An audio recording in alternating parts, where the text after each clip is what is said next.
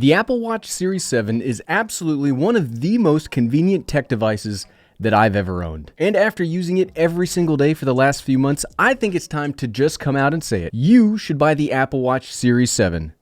So why is that?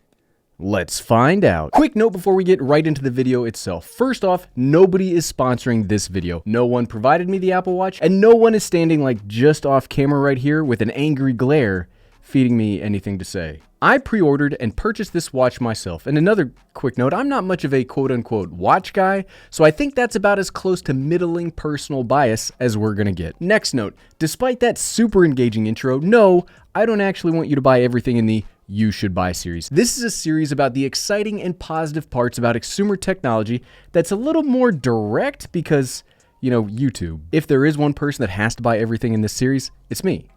It's me. I will not make a You Should Buy video if I haven't purchased it first. That's enough of that, on to the video. Of all the tech that I talk about in my videos, I would say the Macbook is the one I use the most because I work on it for hours a day, followed by my iPhone because I tweet on it for hours a day, and you might think that third place trophy would go to something like the iPad or AirPods or something like that. But in actuality, my number 3 most used piece of tech is my Apple Watch. I use this an awful lot every single day. My favorite hobby, you know, besides running all this YouTube stuff, is running, and I straight up will not run if my watch isn't ready. Now that I think about it, the AirPods Pro are pretty high up there too, but I wear my watch throughout the day and I only wear my AirPods to run. So for receipts, check out my sweet Apple Watch tan. I think you can still kind of see it even though it's like the winter. There's not as much sun out there.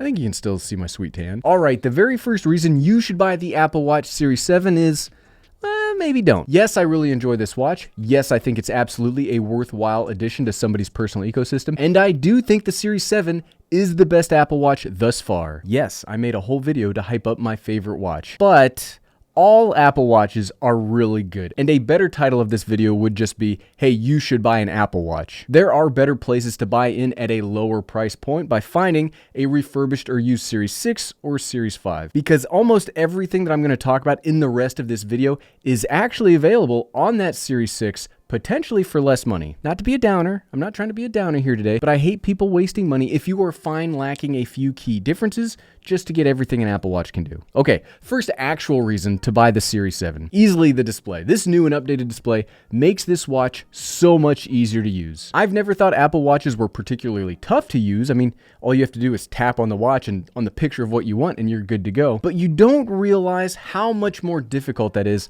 on the smaller screens from previous iterations. If you look at the technical specs, the difference between the 6 and the 7 looks, I mean, it looks minuscule, so small that I wouldn't blame you for being confused on why somebody would buy this new variation. The thing is though, that little difference makes a whole world of change when you consider how big of a percentage of change it is on a screen this small. For clarification, I always buy the smaller watch size. I said this in a previous videos, but I spent years, almost a decade, wearing a huge, aggressive, hyper-masculine watch, and I loved that watch. That watch and I went through some very difficult times together. That's not hyperbole, that's not exaggeration. There were some tough times in my life a few years ago. That watch was with me the whole way, and it never once let me down. Well, until the strap broke about 10 years into that ownership, I needed my wrist to be a little more free. So because I don't like having my hand constrained as much, I go for smaller watches when able, and you know, back to the Apple Watch. Maybe that screen size is not as different on the larger options.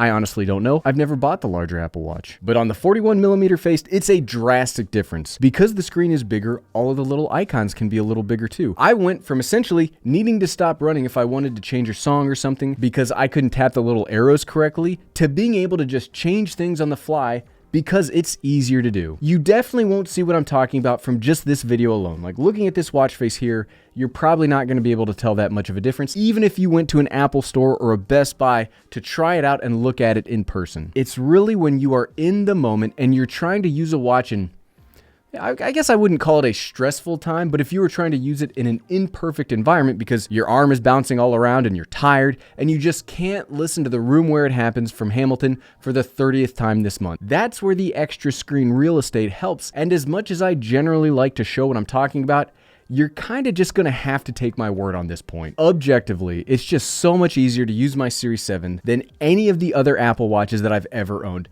It's just that good. The next reason to buy the Apple Watch is for those of us that are always moving. You might be out running like me, you might be running errands for the family, who knows what you were doing, but I can almost guarantee that you are a busy person. We are all busy people anymore. The crossover reminders from the watch to your phone or to your computer, they are lifesavers. Yes, you could do the same thing with your phone, but personally, I have an absolute garbage short-term memory, so if I don't set the reminder exactly when I'm thinking about it, chances are the next shiny thing will snag my attention, and it'll be 2 weeks before I realize I missed that deadline. And what's crazy to me is I don't use Siri in any other way, shape, or form. I don't use her with my Mac or on my iPhone, but I rely on her a ton using my watch. On the watch, you get several ways to interact. You can just turn on, "Hey Siri." It's crazy, my phone heard me just now. You can set it to turn on when you raise your wrist, or because I hate all of those, you can just hold the crown for a couple of seconds and she'll pop up. Then I say something like, "Remind me that I need to make this video at 5 p.m. and boom, the reminder is set across your entire Apple ID. You can also send text messages or other things like this. And I know I tie a lot of things into my running,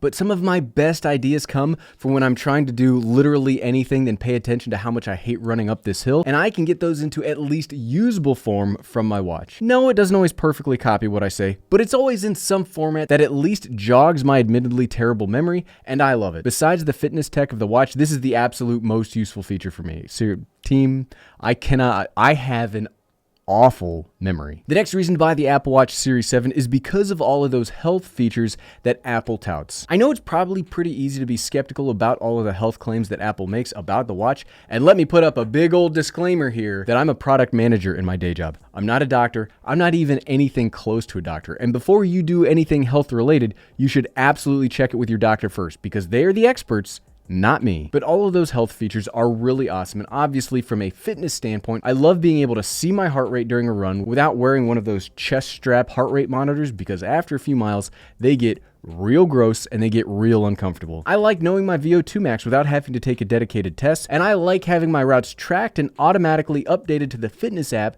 so I can see trends over time. Though the coolest part about the Apple Watch is not the fitness stuff, even though the fitness stuff is awesome, and sleep tracking. Who even knew that I needed to track my sleep? My sleep and I have a weird relationship right now. The coolest part about the watch is because it can know you, it can tell when things are off. This isn't just some hyperbole or something I saw from Apple's website, but a no-kidding friend of mine, I mean, you might know him as Joel from the 3D Printing Nerd, he legitimately had his watch clue him in on a health problem and was able to make it to the hospital on time because of his Apple Watch. And that's amazing. And I'm really glad that it was able to take care of him, because if you didn't know it, there would absolutely not be the Everyday Dad without the amazing things Joel has done over on his channel. And if you were into 3D printing, well, you probably already know who Joel is. And if not, if you don't know anything about 3D printing, you should go check his channel out anyway, because he's awesome. So the watch will measure your blood oxygen levels, check your heart rate, and can do an ECG pretty much wherever. I don't want to call it the future of health, even though Apple does, but I will call it incredibly useful. And while it doesn't replace a doctor, it's nice to have access to real-time health information that can also be used by professionals to potentially address issues that they can't see in the single snapshot they get of your vitals when you go in for a checkup.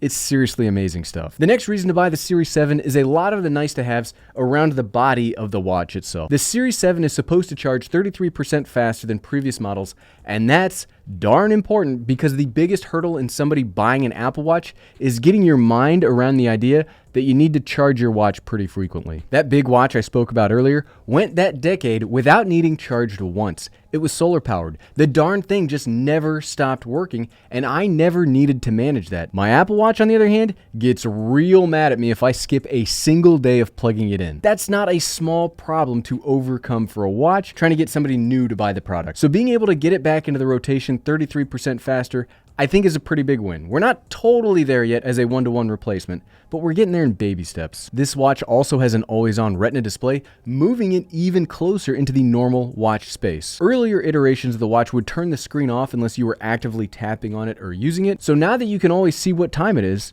you know, like a regular old boring watch with mechanical parts, that takes out another friction point, moving somebody that used traditional watches to the hyper digital future. Like, we got to get people there slowly, because there's a lot of things about regular watches that are just seamless whereas there's a lot of friction here. You can also get a lot of customization from the bands, and a lot of those bands are some of my favorite watch bands of all time. Personally, as you can see here, I use the Sports Loop because I like being able to fully adjust, but I bought my wife the braided Solo Loop, and even trying that one, it's not perfectly sized for me, but even trying that on, it's so comfortable. But if you don't like either of those options, there is basically an unlimited selection out there, from first-party Apple choices to third-party pretty high-end like leather watch bands. You can essentially customize the physical nature of the watch as much as you can customize its digital layout. And the last reason I would give to buy the Apple Watch really only counts if you go all in and get the cellular version, which I'm not sure I would recommend to everyone, but I personally would have a hard time going back to a GPS only variant. It's just so much easier to use, and it's really easy to use this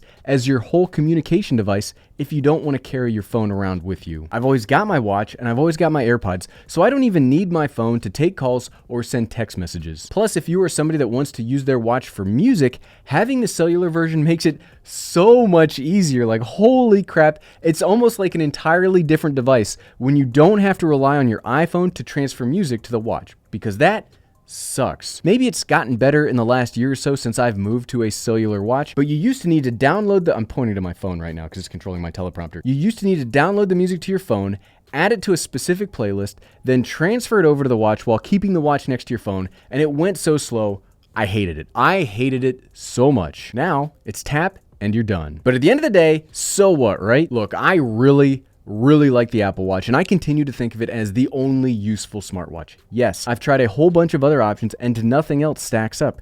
Yes, it sucks that you need an iPhone to use this, but if you've already got an iPhone, this is the thing that I would easily recommend. And if you like this video and you want to see my follow-up thoughts on the MacBook Air 1 year later, because nobody has yet come out with a computer that can match it, you can find that video by clicking right here. Click, click, click, click, click, click, click.